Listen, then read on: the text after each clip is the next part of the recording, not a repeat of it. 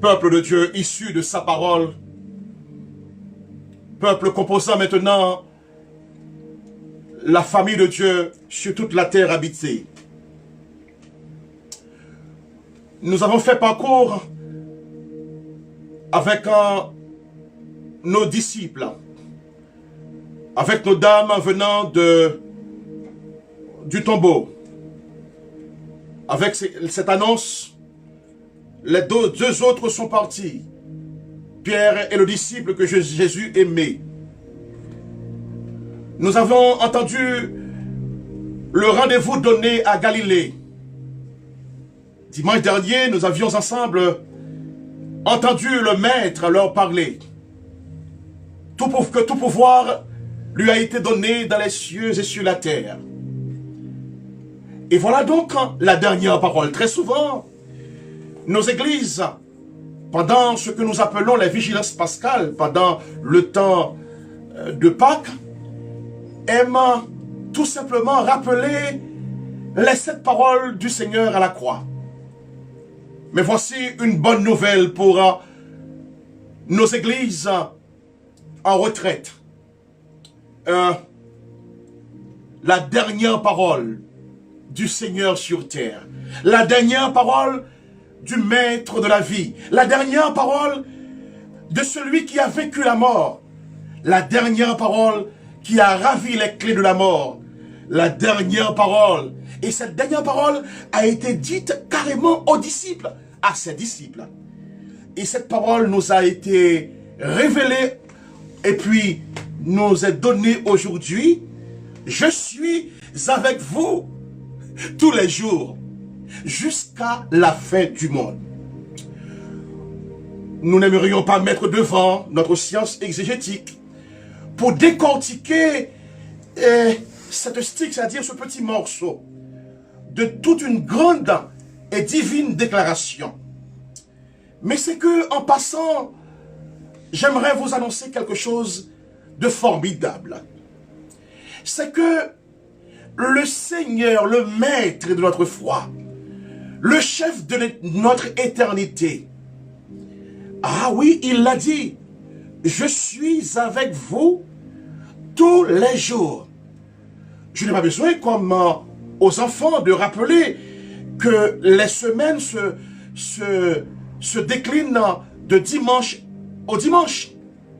Ça, vous le savez.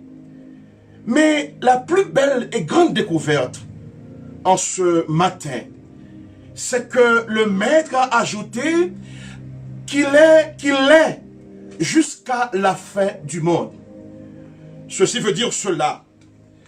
C'est que c'est une erreur de penser que le Maître abandonne les siens au tombeau, à la mort. Le Maître ne peut pas le faire. Il serait menteur. Il prendrait, n'est-ce pas, la place de l'autre. Non. Ce que je veux vous dire, ce que je veux nous rappeler, c'est de faire confiance au Maître. Le monde est à ses pieds. Oui, le monde est à ses pieds. C'est lui qui est assis sur encore la grande pierre, sur la lourdeur, sur tout ce qui peut faire obstacle. Il s'en est assis dessus. Et j'aimerais dire cela avec autorité. C'est que le signe qu'il a donné en s'asseyant, n'est-ce pas? Oh, il a pris le visage de l'ange comme pour les disciples d'Emmaüs, on ne va pas y revenir. Mais c'est vrai, oh, il est capable de dire que c'est à la fin du monde. Le monde aura une fin, mais notre Seigneur sera avec nous jusqu'à la fin du monde. Nous n'aurons pas de fin parce que lui-même n'a pas de fin. Notre Dieu n'a aucune fin. D'ailleurs, il se l'a dit, il nous l'a dit aussi. Je suis le premier, je suis aussi le dernier. Comme quoi ceux qui sont en lui ne seront ni premiers, mais en lui, bah écoutez, ils seront aussi premiers. Mais ils ne seront aussi plus derniers. Tels que vous nous voyez là, nous ne serons pas les derniers. Même quand nous serons au tombeau, il sera Seigneur. Et il nous permettra et c'est le thème du dimanche prochain, de regarder dans la vallée de la mort et d'avoir l'espérance qu'il ne se prête pas à abandonner les siens, même là, même dans la vallée de l'ombre de la mort. Le vieux psalmiste, le bon roi, ben oui, qui a reconnu que son Seigneur est le bon berger, mais pour ne manquer de rien, le psaume 23. Mais il a dit, quand je marche dans la vallée de l'ombre de la mort, je ne crains aucun mal, car tu es avec moi, ta houlette et ton bâton me rassurent. C'est vrai, l'assurance, la réassurance de notre vie se trouve donc en notre Seigneur et notre Dieu. Mais c'est le ressuscité qui a déclaré cela.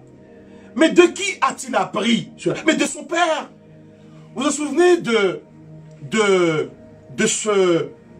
cette révélation à Jacob? Mais oui, l'échelle, la vision de l'échelle. Et c'est là que nous avons entendu cette parole. Je suis le Dieu, l'Éternel, le Dieu d'Abraham. Alors, je me tiens au-dessus de l'échelle. Je suis, mais oui, le Dieu de ton père, le Dieu d'Isaac, le Dieu des patriarches. La terre sur laquelle tu es couché, je te la donnerai à toi et à ta descendance. Je vais vous dire quelque chose, mes chers amis. Je vais nous dire quelque chose. Lorsque nous sommes sur terre, c'est que Dieu a un but avec nous. Même quand on est couché, il peut nous faire voir qu'il est au-dessus de notre échelle. Si nous sommes prêts à regarder celui qui est au bout de l'échelle. Et c'est une révélation. L'échelle est là où Dieu est. En fait, pour Jacob, qui allait devenir l'homme de Dieu, Israël, l'homme avec Dieu. Et notre Seigneur c'est lui la parole. Et cette parole a été révélée à Jacob. Ta descendance sera innombrable, hein, comme la poussière de la terre.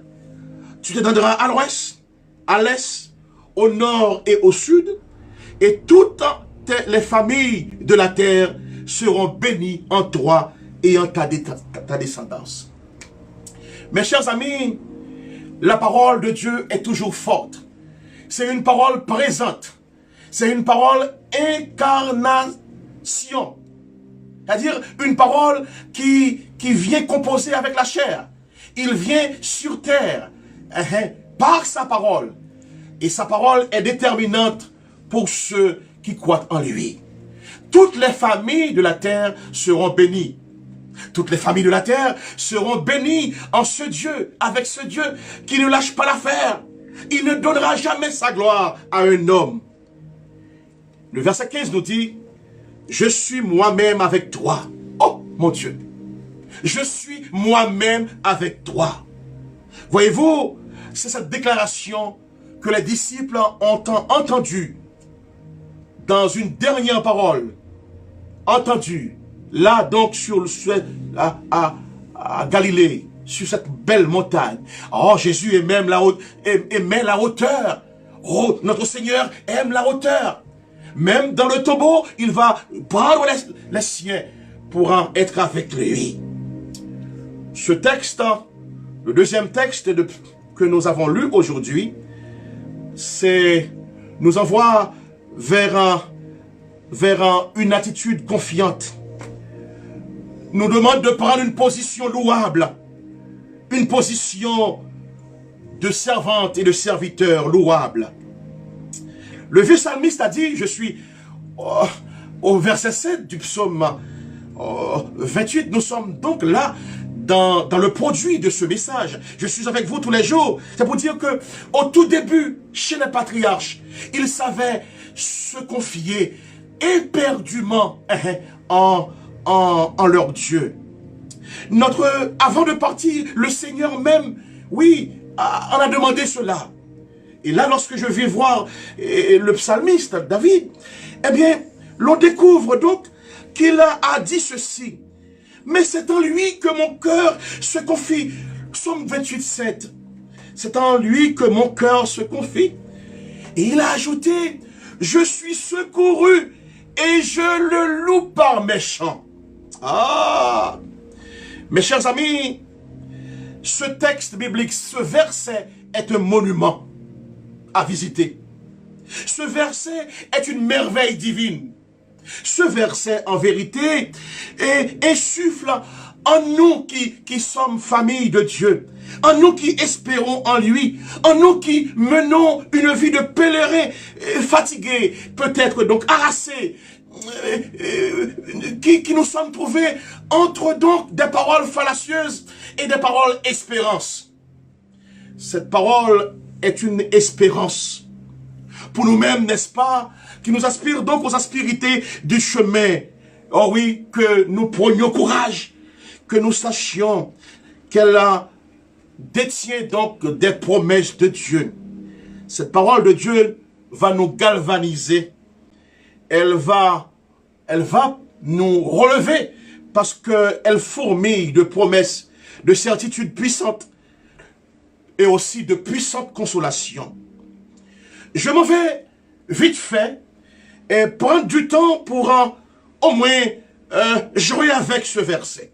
Parce que le Seigneur aime faire le cas-jeu avec nous pour nous apprendre à ne confier en personne d'autre que lui. D'ailleurs, il est dit, le vieux texte nous dit, maudit soit l'homme qui se confie dans l'homme, qui prend la chair pour son appui, mais béni soit ceux qui se confient dans l'Éternel et dont l'Éternel est leur espérance. Jérémie savait dire ça sur l'éditoire. Référence Jean 17, 5 et 8. Mes chers amis, c'est vrai. J'aimerais que nous regardions en lui. J'aimerais, n'est-ce pas, que nous disions comme ce psalmiste, nos cœurs, mon cœur, chacun peut dire cela, se confie en lui. Et puisqu'il fait lui-même comme travail divin, c'est qu'il me secourt. Et je peux lui dire, je suis secouru. Et puis, je me prépare à lui donner un chant. Et j'aimerais enfin nous porter à avoir plutôt un regard d'espérance.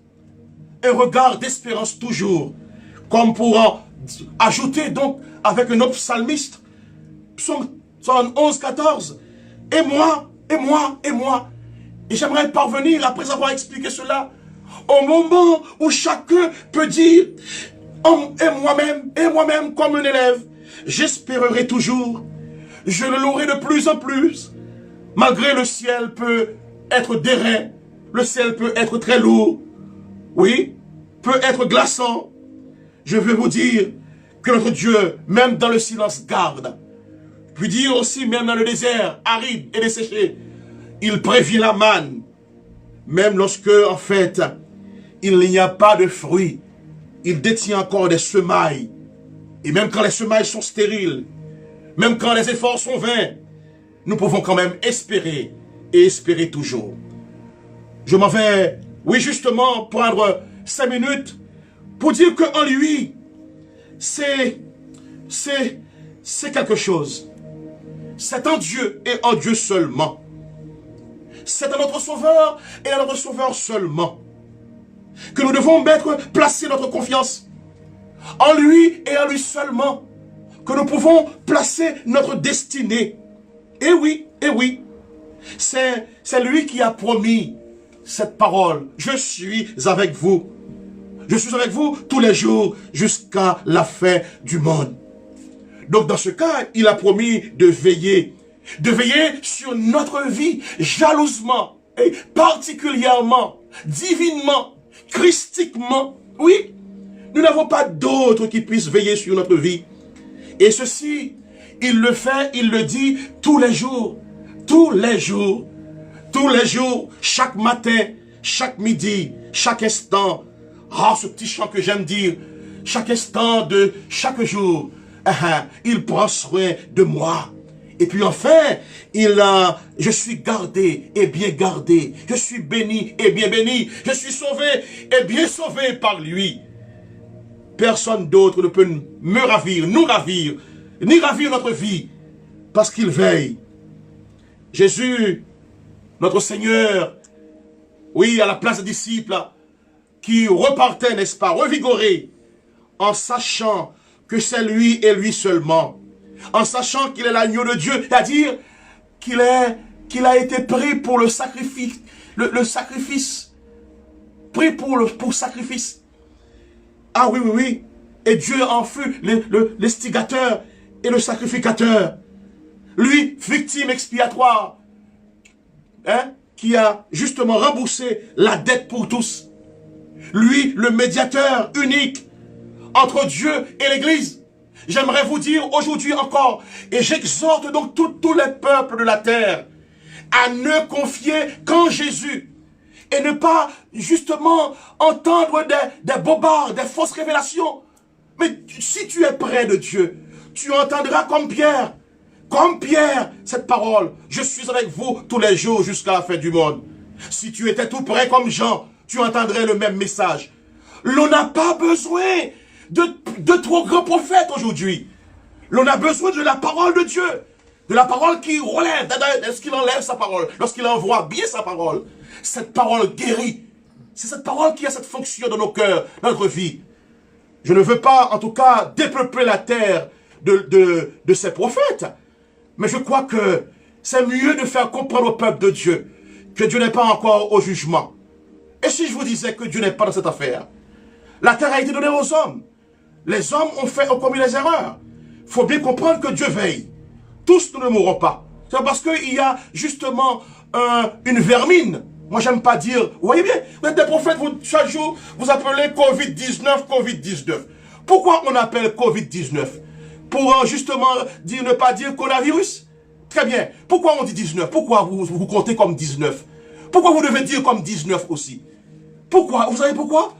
Et alors qu'à la fin de 2019, ces prophètes même ont annoncé des joies éternelles sur terre.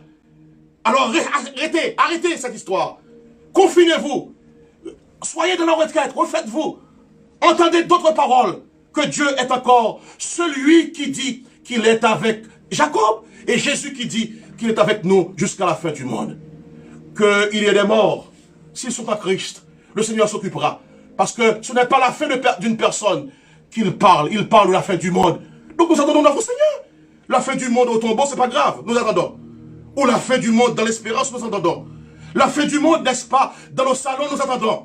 Mais Dieu veille, en vérité. C'est en lui et lui seulement. C'est lui le chef et le fondement. Oui, c'est lui le chef et le fondement. Est-ce qu'il faut le redire?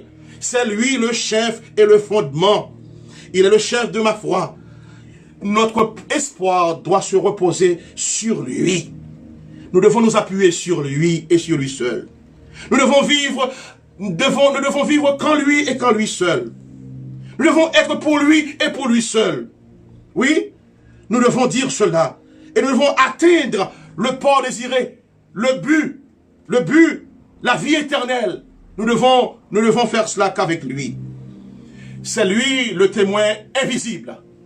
Il voit dans le secret. C'est lui le témoin invisible de nos luttes. Je vous avoue aujourd'hui, si vous avez un problème, peut-être même votre pasteur ne peut pas venir. Ne pourra pas venir. Parce que ce confinement confine tout le monde. Oh, mon Dieu, cette histoire-là, il faut qu'on s'en passe de cela pour chérir notre Seigneur.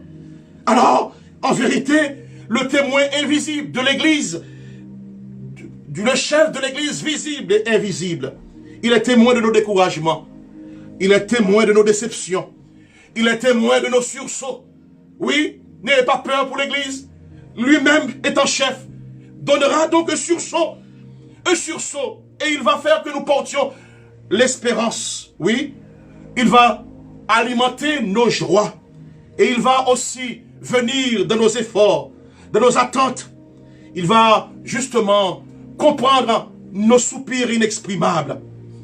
Et tout cela, il est présent tous les jours en vérité. Le psalmiste a dit, mon cœur se confie. Donc au pied de son maître, le chrétien doit déverser le trop-plein. Le trop-plein de sa vie, de son existence. Le trop-plein de son âme. ses supplications, le chrétien peut faire ça. Ses plaintes, ses larmes. Dans le lieu secret. Oui, oui, oui. Faut lui remettre tout cela. Il est capable de nous ressourcer, de te ressourcer. Capable aussi de te renouveler. En vérité. J'aime cette parole. Moi-même. Parce que c'est une parole douce. Qui me fait entrer dans l'intimité de mon Sauveur. Une parole délicieuse. Une parole partageante. Une parole intense. Oui, une parole de communion, comme union, en union avec nous, dans nos misères, dans nos torpeurs. Une parole qui a été dite en public. C'est-à-dire qu'il fait preuve de son amour pour nous. Loin des indiscrétions, loin des incompréhensions. On peut ne pas nous comprendre, mais lui nous comprend. Loin des jugements blessures. Moi j'entends des jugements blessants. Très souvent j'entends des gens qui s'érigent déjà en correcteurs du salut. Comme si quoi, si on jeûne bien, si on est bien, on se comporte bien comme de bons élèves. Mais ce n'est pas cela. C'est de se faire une vie avec Jésus. C'est de savoir qu'il est là, qu'il peut corriger. Il est présent encore, il corrige. Sauf qu'en fait, il faut que nous l'aimions en aimant sa parole et en croyant. C'est en croyant et en croyant en lui que nous jouissons notre statut de fidèles servantes et serviteurs de Dieu. À lui seul, le chrétien peut tout dire. Je te dis de tout dire à ton Seigneur. Je te dis de tout avouer à lui. Sa présence intime te fera du bien. Sa présence infinie te fera du bien. Tel un baume, cette parole va te guérir. Sa présence peut guérir encore. Il peut guérir même ta chair meurtrie. Il peut guérir. Il peut te fortifier. Il peut justement te dynamiser. Ô toi qui te sens épuisé, où ton courage est émoussé. J'ai envie de dire, le psalmiste a dit, je suis secouru. Une glorieuse certitude. Une victoire rassurante. Ah, je suis secouru. Le maître a réparé ma vie. Ah, David a dit, il restaure mon âme. Oh oui, il restaure mon âme et même il me conduit dans les sentiers de la justice. Il secourt ce maître, il donne, il pardonne. Oh oui, il assure, il rassure. Il rassure les disciples affligés. Il fait en sorte que ce chrétien, oui, affligé, devienne un soldat aguerri. Et quelqu'un qui peut donner des coups acerbes aux malins. Parce que je vais vous dire quelque chose. Très souvent, nous passons le temps à chasser le malin et nous ne nous occupons pas de notre âme. Je vous dis ceci. Jésus a déjà remporté le prix. Le fantôme du malin est là. C'est vrai. Lorsque on a l'habitude de voir le démon partout, c'est vrai que le fantôme fait peur. Mais et la victoire de Jésus-Christ? Cette victoire-là, si tu ne sais pas que tu es victorieux, que tu es victorieuse, comment vivre en victorieux? Comment vivre en victorieux? Oh mon Dieu. J'ai envie de flatter votre âme. J'ai envie que franchement, que tu retrouves ta fougue de priant, de quelqu'un qui aime prier son Seigneur, quelqu'un qui retrouve sa paix, quelqu'un qui sait dire, oui, le secours me vient de l'Éternel qui a fait les cieux et la terre. Je crois il va falloir refaire sa vie avec Christ. Je crois qu'il va falloir mener sa vie religieuse avec Christ. Comme quoi, nos prophètes deviendront des enseignants de la parole. D'ailleurs, c'est ce qu'il a dit. Allez partout, enseignez-leur. Nos prophètes deviendront des enseignants. Et ensuite, nos prédicateurs, nos pasteurs deviendront des docteurs. Ils ne vont pas vivre dans une forme de jalousie ministérielle. Le ministère appartient au Seigneur. Ils vont justement être à leur place. Et ils ne vont pas inventer quelques stades, quelques strates, quelques fonctions, quelles qu'elles soient dans nos églises. Je nous exhorte, à moi, à vous et à moi, à être ceux-là qui comprennent toutes ces choses. Dieu répond à son heure, selon ses plans. Il n'y aura pas d'autres inventions. Il n'y aura pas d'autres intentions directes ou indirectes par l'entremise de je ne sais qui. Et quel que soit, franchement, le canal qu'on peut entendre à Dieu, parce que beaucoup parlent de Dieu aujourd'hui, même ceux qui n'ont rien à faire avec Dieu. Mais il faut bien savoir que Dieu lui-même répond tranquillement, amplement en vérité. J'aimerais aussi ajouter cette parole du psalmiste. Et je ne loue pas méchant. Le chrétien n'est pas ingrat. Le chrétien se souvient. C'est quelqu'un qui porte en lui le souvenir. D'ailleurs, cette parole est une parole de souvenir. La Sainte Seine qu'on va prendre est aussi un acte de souvenir. Lorsque on est dans le souvenir, c'est qu'on est vivant. Même quand l'autre qui est notre héros n'est pas là, mais nous gardons le souvenir. Alors, le chrétien fait partie d'un peuple de souvenirs. Le peuple de la nouvelle alliance est éternel. C'est un peuple qui ne perd pas mémoire. C'est un peuple béni. Mais oui, et qui bénit aussi avec effusion son bienfaiteur. Et oui, son sauveur. C'est quelqu'un qui exalte. C'est quelqu'un qui exulte. C'est quelqu'un qui est transpiré de peur, qui est tout triste. Le chrétien n'est pas ça. Le chrétien n'est pas aussi un pleurnichard qui se plaît toujours, qui demande beaucoup de choses sur terre. Mais ça c'est raté son but. Mais attendez, la terre est tellement bonne comme ça, on veut que la terre devienne ciel. Non. Soyons capables d'être avec Christ. Lui-même est avec nous dans son invisible. Il nous gère notre visible. Mais c'est important de rêver à être avec lui, là où il est. C'est Jean 14, oui, qui est là. Ah, le pasteur Toussaint n'est pas un prédicateur de la puissance matérielle. Ce n'est pas quelqu'un qui va parler toujours de miracles. Les miracles, c'est pour ceux qui ne croient pas encore en Dieu. Tous ceux qui se reconnaissent en Jésus doivent maintenant vivre dans l'enseignement de sa parole pour devenir des forts et des forts et qu'ils soient aussi des biens de Dieu sur terre. En vérité, cette parole, c'est pour nous revigorer, pour que nous puissions prendre notre place de chantre béni, de prédicateur béni, qui magnifie le Très-Haut en vérité. C'est quelqu'un qui est débordé de joie, le chrétien. Débordé d'enthousiasme. Semblable à un fleuve de louange. Semblable en fait, à un être racénéré et heureux.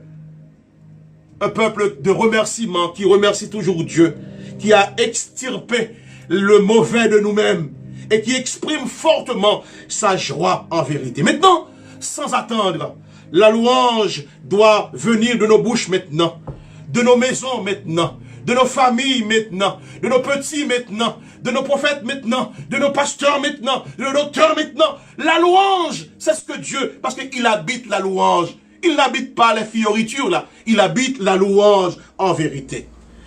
J'aimerais que nous portions un regard d'espérance, cela a été annoncé. Ce regard d'espérance, oui, c'est un regard qui est loin des regards de pleurs, des regards des gens inquiets.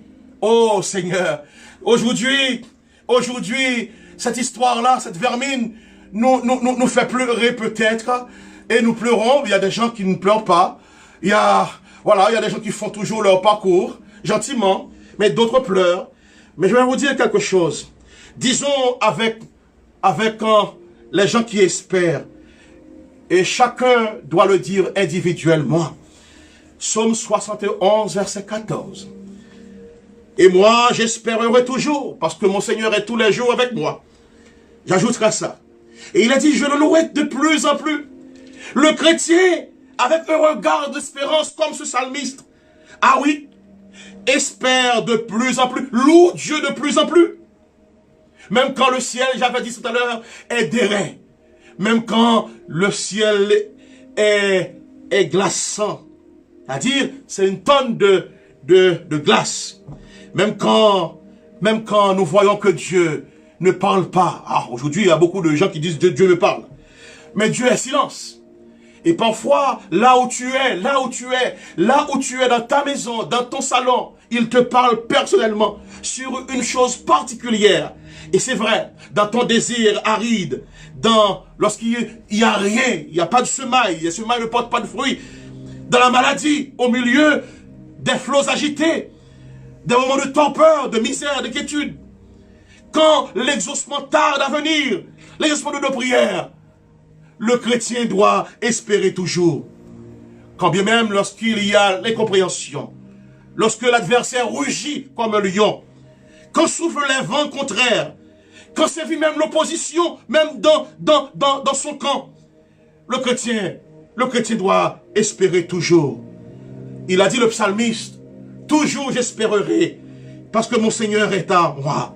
Lorsqu'on espère, c'est lorsqu'on est en attente, lorsqu'on exerce sa foi, c'est-à-dire une foi démonstrative, une foi persévérante, une foi qui nous place dans la certitude.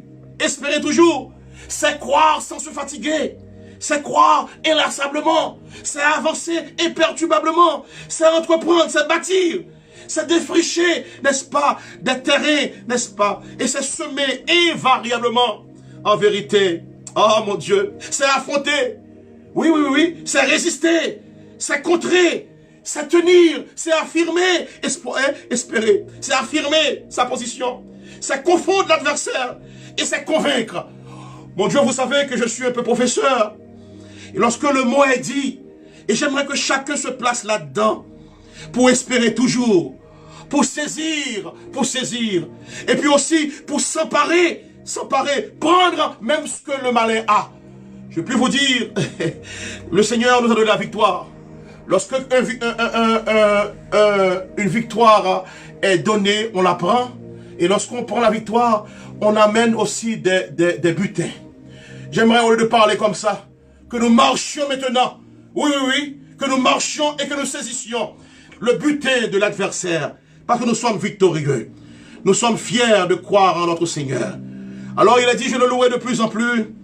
C'est une bonne attitude, une sainte attitude. J'avais dit tout à l'heure, une attitude confiante, une position louable, une position éternelle, une position fière. Alors, cette attitude ne laisse aucune place aux murmures, aux reproches et aux accusations. De plus en plus, parce que lorsque tu entends toutes ces choses-là, tu peux être lassé, fatigué. Non, le chrétien est imperturbable. Il marche sur l'ennemi. À chacun de prendre la bonne position. Si quelqu'un prend la position de l'ennemi, il sera considéré comme l'ennemi. Et il prendra la place de l'ennemi. Mais un chrétien qui croit en son Seigneur, qui sait que son Seigneur a vaincu la mort, et qui sait que son Seigneur est bien vivant, il se place là, dans la victoire de son Seigneur. Je m'en vais terminer. De plus en plus, nous devons le louer. De plus en plus, en tout temps, en toutes circonstances. Et puis, nous devons recouvrer la force pour exalter notre Dieu. Le chrétien ne se taira jamais. Il ne se taira, c'est-à-dire il ne s'enterrera jamais. Et puis, il ne se met pas sous terre. Et aussi, il ne se taira. Il parlera toujours de son Seigneur, des bienfaits de son Seigneur. En tout cas, de plus en plus, c'est un engagement audacieux. Un engagement saint. De ne jamais céder au défaitisme, au découragement, aux pressions, aux événements néfastes, aux maladies, n'est-ce pas? Et puis aux mauvaises nouvelles. Au fil du temps, le racheté croîtra, oui, dans la connaissance de son Seigneur, avec son Seigneur, et oui, dans l'école de son Seigneur, parce qu'il sait que son Seigneur est avec lui, et aussi avec tous ceux qui sont en lui, tous les jours, jusqu'à la fin des temps. Au gré des ans, nous devons acquérir une maturité spirituelle. Je prie pour que l'Église, de toute la famille en Christ, des familles de la terre, que au moins, en compagnon de Christ, elle deviendra, nous deviendrons des gens éclairés, avisés, réalisant que le Seigneur est avec nous. Et il est un enseignant remarquable. Donc, il prévoit notre épanouissement et notre équilibre. Dans ce temps de repli, le Seigneur nous dit encore qu'il est avec nous. Et ceci tous les jours jusqu'à la fin du monde. Ce qui est visible, c'est la fin du monde. Ce n'est pas notre fin. Amen. Restez bénis. Restez bénis. Restez vraiment bénis. Restez bénis.